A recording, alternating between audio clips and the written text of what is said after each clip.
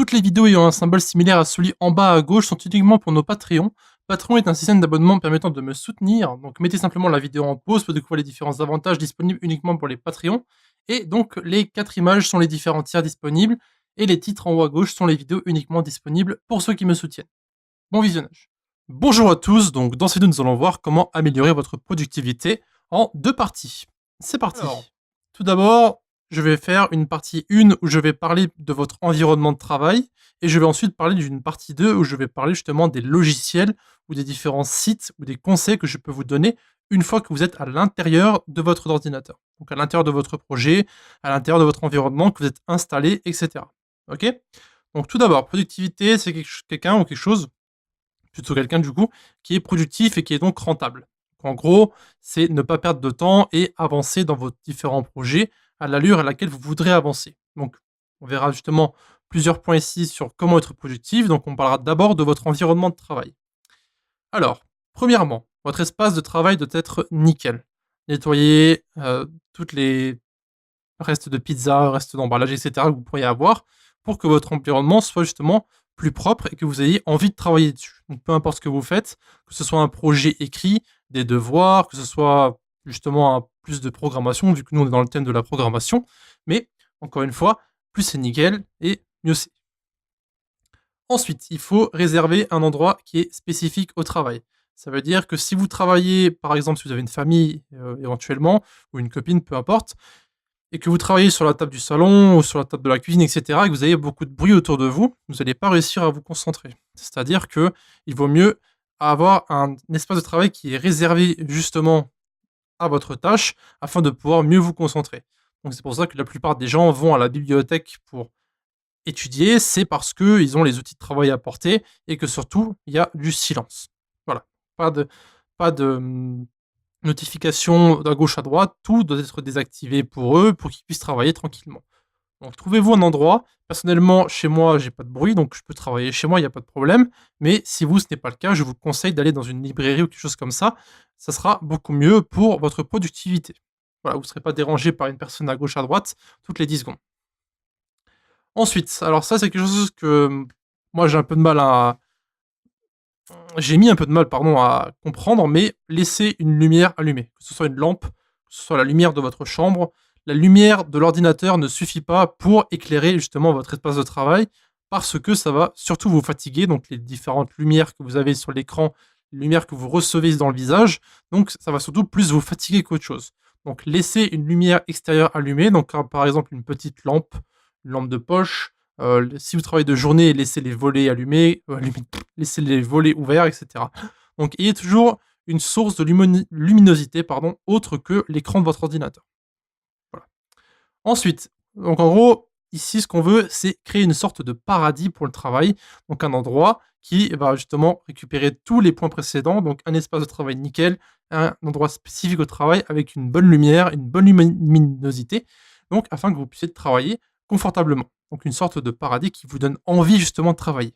Donc c'est ça l'idée qu'on a en tête.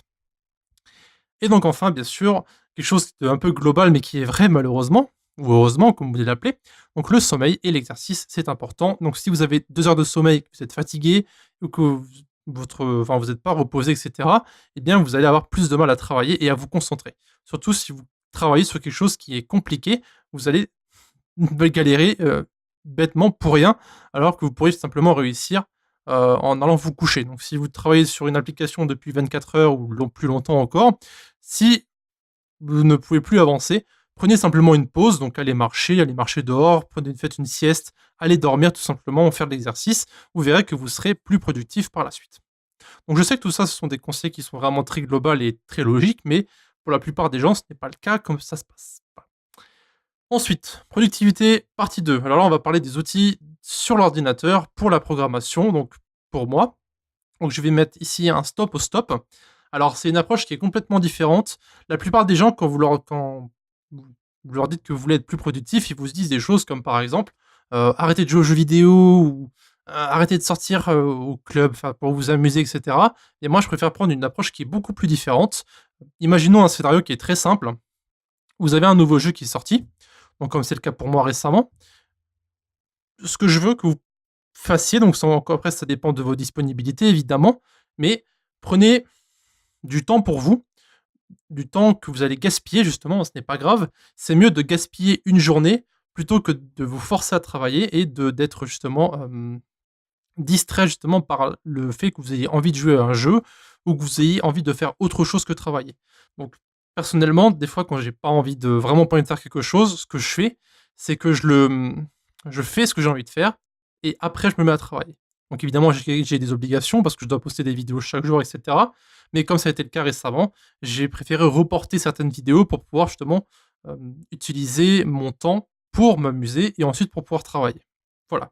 Donc encore une fois, ne vous obligez pas à travailler si vous n'avez pas envie.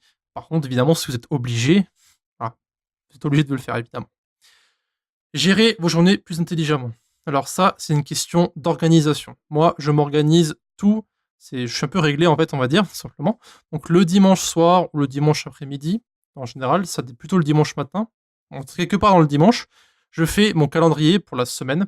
Donc je mets toutes les choses que je dois faire, donc par exemple contacter des personnes, certains rendez-vous, toutes les vidéos que je dois faire. C'est pour ça que je mets mon calendrier le dimanche soir, parce que je m'organise en général le dimanche pour les différentes vidéos que je vais sortir. Donc j'organise tout le dimanche et ensuite je, je fais des petits, des sortes de post-it pour organiser d'abord ma semaine le dimanche et ensuite organiser mes journées pardon, avec ces différentes choses que je dois faire. Donc si jamais j'ai un contretemps et bien je règle mon emploi du temps et je fais ce que j'ai à faire. Donc je vais en fait déplacer quelque chose à un autre endroit ou à un autre jour. Donc pour résumer rapidement, je fais tout mon calendrier pour la semaine le dimanche, d'accord? Je règle tous mes projets à long terme, je fais plein de choses et après je règle au cas par cas si jamais j'ai des contretemps et cetera. Comme ça a été le cas par exemple le mardi, quand j'ai dû avancer les vidéos au mercredi parce que j'ai eu un contretemps. Voilà. Donc, une récompense pour chaque tâche, pardon, donc Habitica. Alors ça, c'est quelque chose que moi j'ai pris l'habitude de faire et que, je sais pas, mon esprit fonctionne comme ça maintenant, mon cerveau. J'utilise un site qui s'appelle habitica.com. En gros, c'est un site qui permet de vous récompenser à chaque fois que vous complétez une tâche. Par exemple, vous avez un système de habits, donc d'habitude, vous avez un système de to-do list, vous avez un système d'achat, de shop, etc. En gros, vous marquez à l'intérieur vos différentes tâches, vos différentes habitudes, etc. Et à chaque fois que vous complétez cette tâche, vous pouvez cliquer sur le bouton comme quoi vous l'avez fait et vous allez recevoir en échange des objets. Donc ça fonctionne un peu comme un jeu vidéo, sauf que justement, vous faites évoluer votre personnage grâce aux choses que vous faites dans la journée. Donc par exemple, vous avez toute une liste de choses que vous avez l'habitude de faire, comme par exemple vous brosser les dents, vous laver, faire de l'exercice, euh, caresser votre chat, peu importe. Vous pouvez ensuite cocher ces différentes habitudes et vous allez recevoir de l'argent et du niveau pour votre personnage. Donc c'est un peu une sorte de RPG. Et donc justement, ça fonctionne comme ceci. Moi, ce que je fais, c'est que j'ai d'abord tous mes projets importants sur un project management, donc comme Pivotal Tracker par exemple, mais j'ai aussi mes différentes tâches et mes différents projets sur Habitica. Parce que vous pouvez régler certaines choses, comme par exemple avoir un délai sur une tâche, donc ça vous dit combien de temps il reste avant la tâche. Vous pouvez mettre simplement une priorité sur vos différentes tâches, etc. Bref, Habitica est extrêmement bien fait pour ce genre de choses, pour gérer vos différents projets et vos différentes habitudes. Et en plus de tout ça, ça vous récompense lorsque vous réussissez. Donc c'est un peu biologique tout ça. Et en gros, quand vous réussissez quelque chose, voilà, vous allez vous sentir bien, tout simplement. Donc, utilisez Habitica. Moi, j'utilise depuis des années maintenant. Ça doit faire 3 ou 4 ans facilement. Et j'en suis que beaucoup plus productif. Ensuite, alors ça, c'est un conseil qui est très général parce que je sais que beaucoup d'entre vous regardent des vidéos YouTube ou des vidéos Udemy ou peu importe lorsque vous voulez apprendre quelque chose. Eh bien, mon conseil à vous, c'est de regarder la vidéo un poil plus vite. Donc, moi, quand je regarde une vidéo, un tutoriel, ce que je fais, c'est que je mets la vidéo en x1.05. Vous pouvez mettre beaucoup plus, même ça dépend comment la personne parle, ou beaucoup plus. Ne mettez pas plus lentement, évidemment. Essayez de rester à la vitesse normale et d'augmenter si possible. Voilà. Donc ça permettra de gagner du temps. Donc si par exemple vous avez une vidéo de 10 minutes, vous allez la regarder en 7 minutes. Et donc ça vous fait gagner 3 minutes.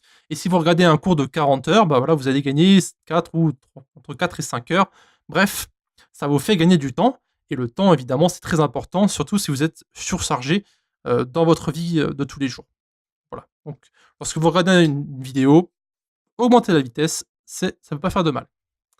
Et bien sûr, à la fin, le dernier tip que j'ai pour vous, c'est de garder en tête que même si travailler ne peut ne pas être fun, lorsque vous réussissez quelque chose, le succès, c'est fun. Donc lorsque votre bot fonctionne, que vous construisez un bot, que votre commande fonctionne, que vous avez réussi vos différents devoirs. Donc par exemple, je pense à un projet quand vous avez une trentaine d'onglets ouverts avec des différentes recherches et que vous avez enfin terminé.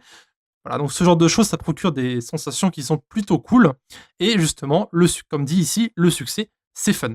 Donc voilà, donc c'est les 12 points que j'avais pour vous. Évidemment, on peut en trouver beaucoup plus, hein, mais ce sont ici les principaux points que je voulais vous parler pour améliorer votre productivité.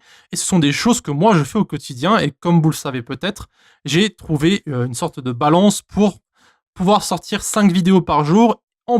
En plus, je dois travailler sur mes différents cours Udemy et je dois aussi m'occuper de ma vie sociale et des différents jeux vidéo auxquels je joue tous les jours. Voilà. Donc, j'ai réussi à m'améliorer au fur et à mesure du temps avec la productivité.